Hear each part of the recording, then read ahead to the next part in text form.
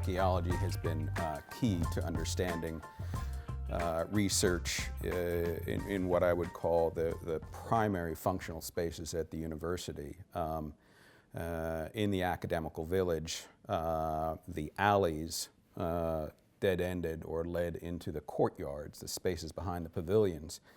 And those spaces and those alleys, the historic roads, have been used as utility corridors for 200 years now. And so one positive thing about doing utility work at the university is you are digging the same corridors that were used for two centuries. Mm-hmm. But for the courtyards in particular, we have found through our research that they were very functional spaces. And by the mid-19th century were very private spaces too. Many of them were fenced with palisade fences, and they had wells, they had privies, they had, it was a coal yard space. And these are concepts and uses of space which developed after Jefferson died. When the academical village was first designed, there was really no function assigned to those spaces at the end of the alley, at the ends of the alleys.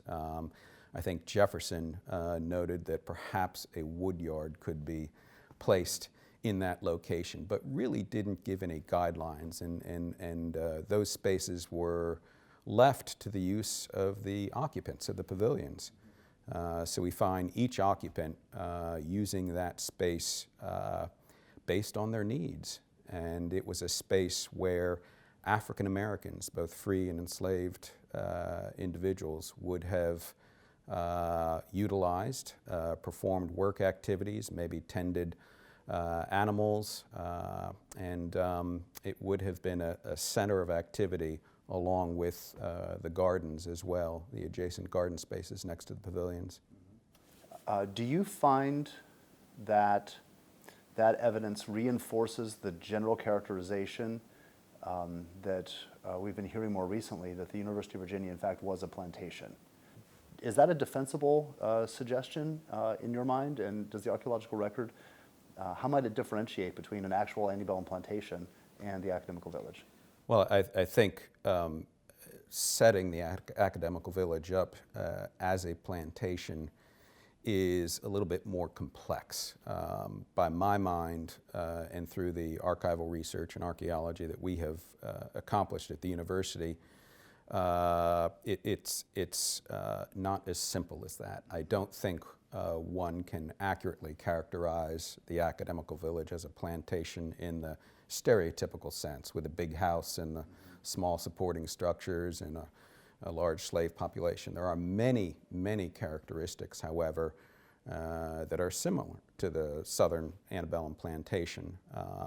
You had many families of individuals who were living together in a tight space. You have activities, similar activities that were carried out. The differences, in my opinion, are that, first of all, the white professors, the white hotel keepers, did not own the land they lived on. They were given a temporary lease of their facilities and of their adjoining space, what was typically called in that period the tenement that they were responsible for. And those owners came and went. And so there are dramatic differences. I would characterize it almost as a small urban setting where you had hundreds of individuals, black individuals, white individuals, living shoulder to shoulder. And yes, race was an important issue there, and it is the lens which we have to focus on in the pre-emancipation period. But calling it a plantation and comparing it to a plantation, I think one needs to be careful. From our point of view, there are the types of things that we excavate and we find are found in similar locations throughout Albemarle County in the South. The material record of slavery is very similar. The ceramics, the glass, the animal bone. We can say a lot about the diet of enslaved individuals. We can say a lot about the possessions they had and the spaces they worked and lived in. And those can be compared and contrasted to other collections and other sites throughout the region. But I think for interpreting the academical village from an archaeological perspective as a plantation, I think you need to be cautious. I'd like to step a little bit past the university now, and at least the university core, and ask you to talk a little bit about what you have learned through archaeological investigation for a territory around the university. As we're thinking about the university in the 19th and into the 20th century, what have you learned about the African American community and the relationship between the university and the African American community in any of those kinds of spaces? Yeah, I did a good bit of work at what is now known as the Foster site, the property adjacent to and south of the university, where the South Lawn facilities have been constructed. And that particular area was the site of a free black household initially in the 1830s. Catherine Foster, a free black woman, and her descendants lived there and owned that property for about 70 years before it was sold out of their family, from about the 1830s to the first decade of the 20th century. And she and her family lived and worked there adjacent to the Foster site, both surrounding it, east and north of it, was an antebellum community and later postbellum community called Canada. In my opinion, a reference to our country to the north, where enslaved individuals ultimately traveled to escape slavery. And so I've done a good bit of research, archaeological research on that particular property, identifying, documenting this domestic site, but also historical research on the surrounding community. And what we have found is that with the establishment of the university in the 1825 and throughout the first few decades of its operation, that both north and south of the community, there developed free black communities, individuals who provided services to the university, to faculty members, to students. And they were composed of African American men and women who were laundresses, who did the laundry and washing. They chopped and provided firewood. They were shoemakers. They were cooks. All of the types of typical professions in the pre-emancipation period that a free black might hold, either in an urban or a rural context. And we know these communities existed. Many of them were households that were rented by African Americans, leased by African Americans. Very few of them were owned. Catherine Foster, Kitty Foster being one of the few exceptions to that. And then during the Civil War and immediately after it, those communities began to slowly disappear. Canada, south of the university, was initially, in the immediate post-war period, a mixed-race community.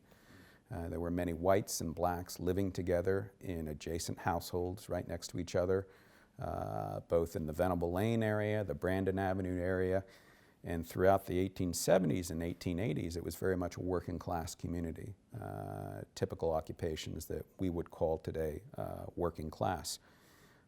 But by the late 19th century, there's this transformation ongoing where you have wealthy white individuals, corporations buying up large estates, large parcels, subdividing them, selling and developing them. And frequently these neighborhoods had clauses in them where the property owner had to agree that they would not have any individuals of African American descent living or working on the property unless they were servants in the household. They would agree not to sell the property to African Americans. And again, this is pretty typical of the larger South. It's not unique to Charlottesville, but it certainly did happen here. There's a project that's ongoing right now on Brandon Avenue. It's a redevelopment into administrative and residential area for the university. But in doing some research for that particular project in the Brandon Avenue neighborhood, there are some very rich firsthand descriptions of what the Canada neighborhood and that Brandon Avenue neighborhood was like, both in the immediate Civil War period and in the late 19th century. And these descriptions all come from depositions, chancery causes, cases that are found in the Library of Virginia. But they describe the neighborhood initially as, just as we know it, a very mixed race residential area with working class individuals. However, in describing the character of the individuals that lived there, the African Americans are described as individuals who didn't take care of their property, who didn't clean up after themselves. Their properties, their houses are generally described as falling down and not of the first class. And this, in the depositions for that neighborhood, it's clearly focusing on the African American individuals. And there's a reason that this occurred. By the late 1890s, many white developers had their eyes on that larger Brandon Avenue neighborhood. There was a corporation formed by several white university faculty members whose sole aim was to acquire land in that area and develop it as a neighborhood where only desirable individuals could live. By that, they meant white individuals of a certain class. And that did happen in the late 1890s. That whole area was repurchased, and there were racial clauses written into the deeds that prohibited African Americans from living or purchasing there and the property. That area was developed subsequently in the very early 20th century as a student residential neighborhood with hotels and then individual houses, and then much later dormitories in the second and third quarter of the 20th century.